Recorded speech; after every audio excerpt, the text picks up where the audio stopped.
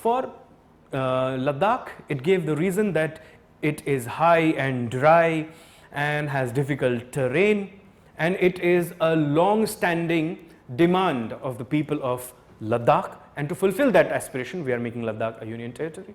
For Jammu and Kashmir, the center said in the parliament that the internal security situation is still volatile, and hence until the situation comes to normalcy, it will remain as a union territory with a legislature.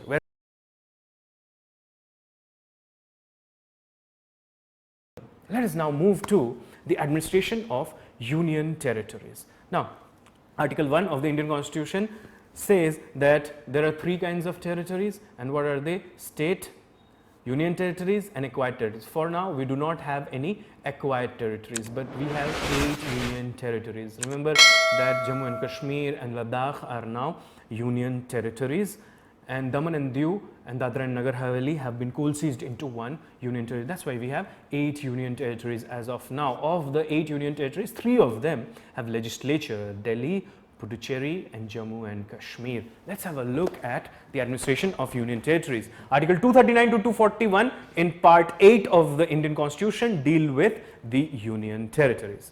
Now, Article 1, anyhow, it has talked about 3 kind of territories. They are territories of the state, union territories and acquired territories. For now, we do not have any acquired territories. We have territories of state and the union territories. Union territories are, they may have a legislature and also a popular government, but they are under the superintendent's direction and control of the center, and that's why they are also known as the centrally administered areas. They are governed with administrators, and administrators may have a council of ministers to aid and advise, but administrators also function in their discretion. The administrator is known by different names like Lieutenant Governor, Chief Commissioner or even Administrator, and responsible to the President for his actions. So, let's have a look at it. The states are the members of the federal system in India, and they share distribution of powers. We know this. We know the difference between the expression Union of India and Territory of India, so I am not repeating that. The union territories, on the other hand, are those areas which are under the direct control of the administration of central government. Hence, they are also known as centrally administered territories. Why the union territories are created? They are created for distinctive purposes.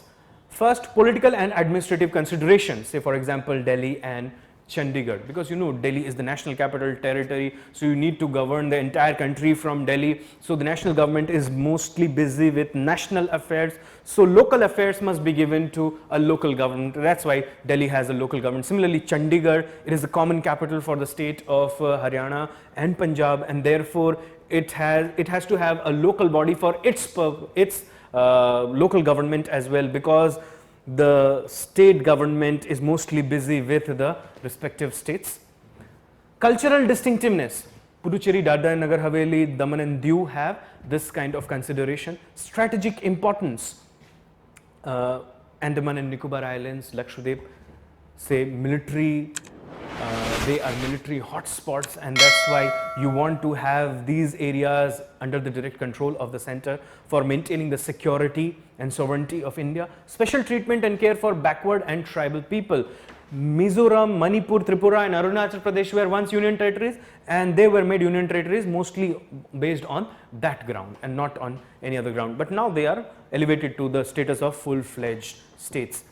In 2019, the erstwhile state of Jammu and Kashmir was bifurcated into 2 separate union territories, namely the Union Territory of Jammu and Kashmir and the Union Territory of Ladakh. While introducing the Jammu and Kashmir Reorganization Bill 2019 in the Parliament, the central government gave the following reasons for the creation of these 2 union territories.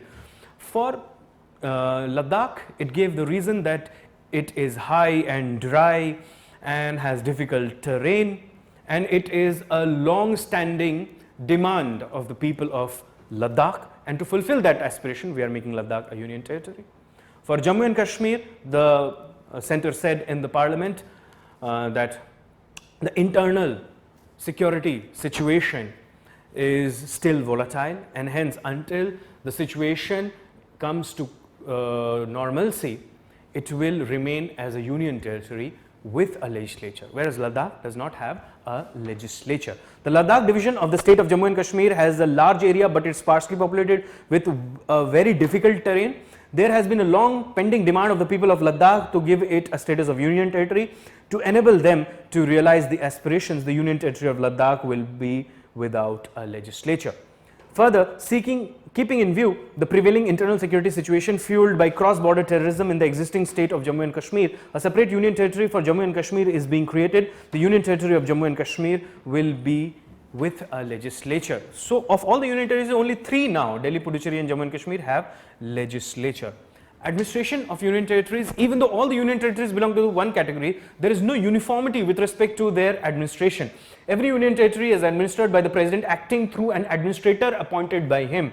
An administrator of a union territory is an agent of the president and not head of the state like the governor. The president can specify the designation of the administrator. It may be lieutenant governor, chief commissioner or administrator. At present, it is Lieutenant Governor in case of Delhi, Puducherry, Andaman and Nicobar Islands, Jammu and Kashmir and Ladakh, and Administrator in case of Chandigarh, Dadra and Nagar Haveli, Daman and Diu and Lakshadweep.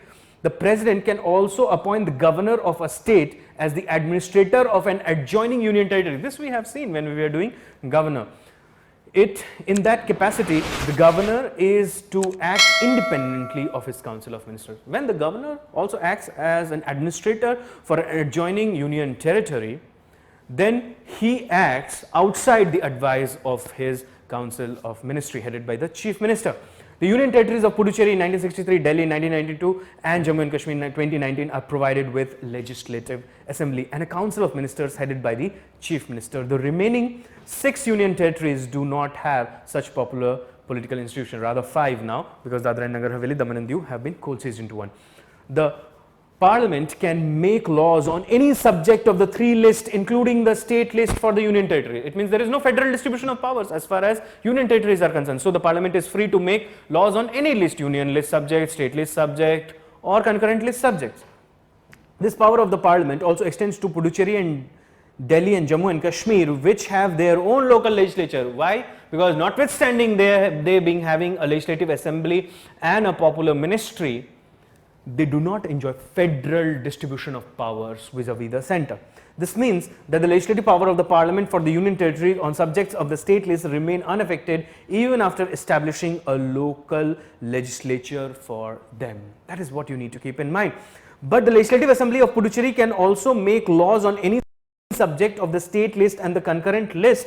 Similarly, the Legislative Assembly of Delhi can make laws on any subject of state list and concurrent list, but in state list cannot make laws on public order, police and land. So, there are three subjects: public order, police and land, which are under the control of the center. Same is the case as far as the Legislative Assembly of Jammu and Kashmir Union Territory is concerned. There also it can make laws on any subject, including in the state list and concurrent list, except the subjects of public order, police, which are contained in the state list. So, that is what you need to keep in mind. The President can make regulations for the peace, progress and good government of Andaman and Nicobar Islands, Lakshadweep, Dadra and Nagar Haveli, Daman and Diu and Ladakh. It means those union territories which do not have a legislature. In case of Puducherry also, the President can legislate by making regulations, but only when the assembly is suspended or dissolved. So, President has powers with respect to Puducherry as well. A regulation made by the President has the same force and effect as an act of Parliament and can also repeal or amend any act of the Parliament in relation to these union territories. So, you can see that that is the power, or you can say order making power of the President. This is a special feature of the Indian President. Keep this in mind. The Parliament can establish a High Court for a union territory or put it under jurisdiction of the High Court of an adjacent state. Of all the union territories, if you see, Delhi is the only union territory that has a High Court of its own. The Bombay High Court has got jurisdiction over 2 union territories, Dadra and Nagar Haveli, Daman and Diu, Andaman and Nicobar Islands, Chandigarh, Lakshadweep, Puducherry are placed under Calcutta, Punjab and Haryana High Court and Madras High Courts respectively. Now, obviously you keep this in mind, the Jammu and Kashmir High Court is the common High Court for the 2 union territories of Jammu and Kashmir and Ladakh. So, if you talk about any one union territory which has got its own High Court, it is Delhi. Jammu and Kashmir and Ladakh, they share the High Court. Now, there are some special provisions with respect to Delhi because Delhi is the national capital region. The 69 Constitutional Amendment Act 1991 provided a special status to the Union Territory of Delhi and redesignated it as the National Capital Territory of Delhi, or the NCT. You might often hear about the NCR region also, which includes the adjoining satellite towns as well, and designated the administrator of Delhi as the Lieutenant Governor. Before that time period, he was known as the administrator, but from thereupon, he came to be known as the Lieutenant Governor. It created a legislative assembly and a council of ministers for Delhi. Previously, Delhi had a metropolitan council and an executive council. The strength of the assembly is fixed at 70, directly elected by the people. The elections are conducted by the Election Commission of India. The assembly can make laws on all the matters of the state list and the concurrent list except on 3 matters. And what are they? Public order, police and land. But the laws of the parliament prevail over those made by the assembly, again because there is no federal distribution of powers. The strength of the council of ministers is fixed at 10% of the total strength of the assembly, that is 7 if you make 10% of 70, including 1 chief minister and 6 other ministers who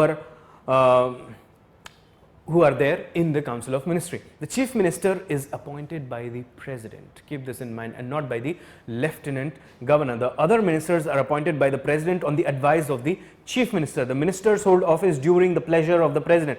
The council of ministers is collectively responsible to the assembly. The council of ministers headed by the chief minister aid and advise the governor, lieutenant governor rather, in the exercise of his functions except insofar as he is required to act in his discretion. In the case of differences of opinion between the lieutenant governor and his ministers, the lieutenant governor is to refer the matter to the president for decision and act accordingly. Whatever the president says, he must act according to that. And you know, the words of this president are actually the words of the Central Council of Ministers headed by the Prime Minister. The Lieutenant Governor is empowered to promulgate ordinances during the recess of the Assembly. An ordinance has the same force as that of an Act of Assembly. Every such ordinance must be approved by the Assembly within 6 weeks from its reassembly. He can also withdraw an ordinance at any time, but he cannot promulgate an ordinance when the assembly is dissolved or suspended. Further, no such ordinance can be promulgated or withdrawn without the prior permission of the president. So keep this in mind, that he can also withdraw an ordinance at any time, but he cannot promulgate an ordinance when the assembly is dissolved or suspended. He can do it when the assembly is in recess. Clear? Further, no such ordinance can be promulgated or withdrawn without the permission of the president, because this is a special area and it is, you can say, from the security viewpoint, it is very important.